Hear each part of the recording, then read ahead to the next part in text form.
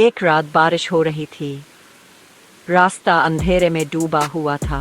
सलमान, एक गरीब नौजवान, मस्जिद से वापस जा रहा था।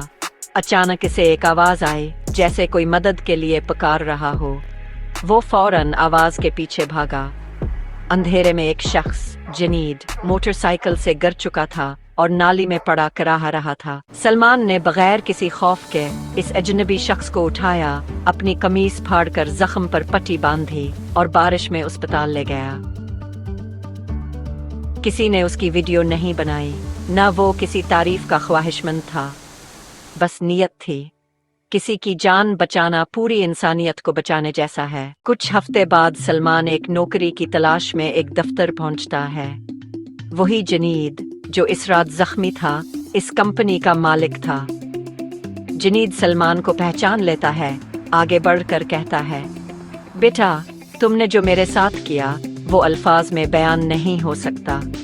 आज से तुम मेरी कंपनी के हेड ऑफिस में मेरी दाएं हाथ बनकर काम करोगे। सच्चे दिल से की गई नेकी कभी जाया नहीं जाती।